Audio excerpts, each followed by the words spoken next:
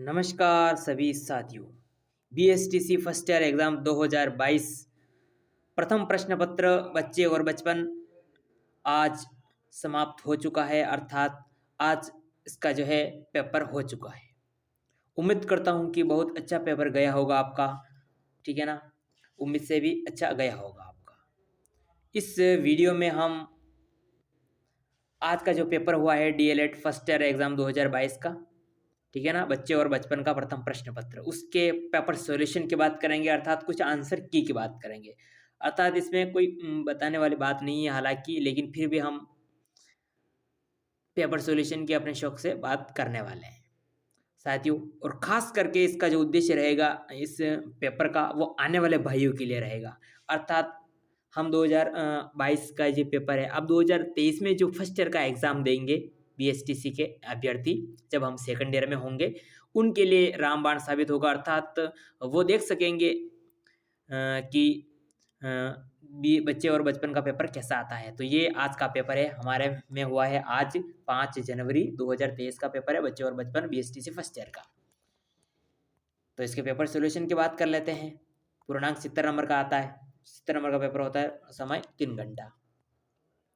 ये इंस्ट्रक्शंस है नॉर्मल। इसमें जो होते हैं 4 1 से लेकर 4 तक ऑब्जेक्टिव क्वेश्चन होते हैं।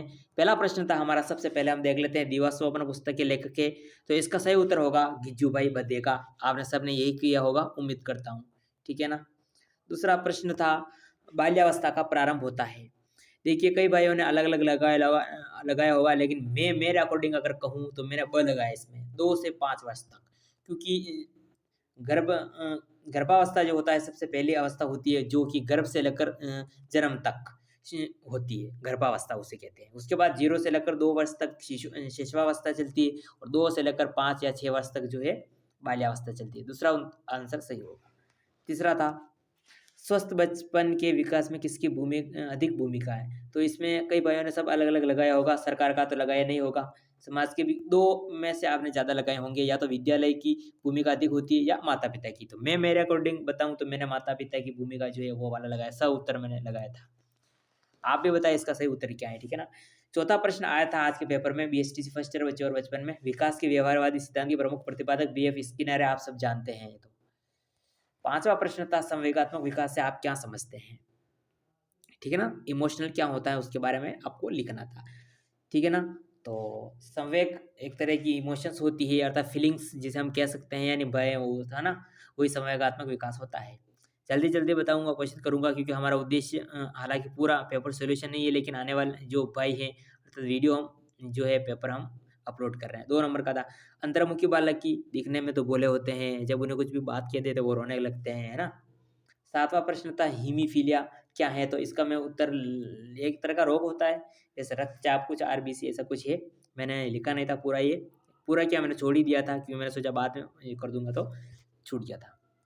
8वां प्रश्न देखिए साथियों, सामाजिकरण की प्रक्रिया को प्रभावित करने वाले कोई 4 कारक। सामाजिकरण को प्रभावित जो है जनसंचार भी करते हैं, है ना। माता पिता तो नहीं करते, लेकिन विद्यालय भी करता होगा मेरे हिसाब से, तो मैंने ये लिखा था। अवलोकन क्या है, एक तरह की किसी भी चीज़ के बारे में छानबीन करना, वही अवलोकन होता है ना। 9वां प्रश्न था। अगला 10वां प्रश्न आया था बच्चों के स्वाभाविक विकास में जॉन होल्ट की क्या मान्यता थी। तो स्वाभाविक जो होती है वो बच्चे जो है स्कूल से हर एक तरह से, हर एक जब किसी से मिलते हैं तो हर एक तरह से स्वाभाविक विकास उनका होता है ना। 11वां प्रश्न था अगला कि बाल अधिकार कौन कौन से हैं, उल्लेख करो। बाल अधिकार में संरक्षण का विकास आ गया, जीवन जीने का अधिकार, ये सारे इनका उल्लेख करना था। 12वां प्रश्न था बालकों के सर्वांगीण विकास की दृष्टि से विद्यालय की भूमिका बहुत है, क्योंकि शारीरिक, मानसिक, संवेगात्मक, आर्थिक, पारिवारिक, सामाजिक, सांस्कृतिक जितने भी विकास होते हैं वो सारे विद्यालय से ही होते हैं। अगला प्रश्न था निःशुल्क और अनिवार्य बाल शिक्षा के अधिकार 2009 के अंतर्गत बच्चों को कौन कौन से अधिकार दिए गए हैं। तो इसके अंतर्गत ये कि है कोई भी बच्चा चाहे कितनी भी उम्र का हो उसे प्रवेश दिया जाएगा, 1 से लगाकर 5 8 तक, कोई भी फीस नहीं दी जाएगी, निःशुल्क प्रवेश दिया जाएगा, है ना। इस तरह से किसी को डांट नहीं सकते, किसी को रोक टोक नहीं सकते हैं बच्चे को, है ना। 14वां प्रश्न था बालक के विकास को प्रेरित करने वाले जनसंचार है ना। इस तरह से जो है ये वाले हो जाएंगे। सृजनात्मक शास्त्री आप क्या समझते हैं। तो अच्छे कुछ बालक, विशेष बालक, उनको सृजनात्मक की दृष्टि से रखा जा सकता है ना। बच्चों के नैतिक विकास कैसे देख सकते हैं, उनकी ईमानदारी, अर्थात क्या है ना, नियत नीयत जो होती है उसके अनुसार हम कह सकते हैं कि ये बच्चा कैसा है दिखने में। बालक के सामाजिकरण में विद्यालय की भूमिका का उल्लेख, ठीक है ना। बालक के सामाजिकरण में विद्यालय की भूमिका का उल्लेख बहुत ही है, क्योंकि वो जो है समाज के बारे में पूरी जानकारी जो है विद्यालय से ही ग्रहण करता है, ठीक है ना। परिवार से और घर परिवार से तथा परिवार से समाज से कम करता है, विद्यालय से अधिक करता है ना।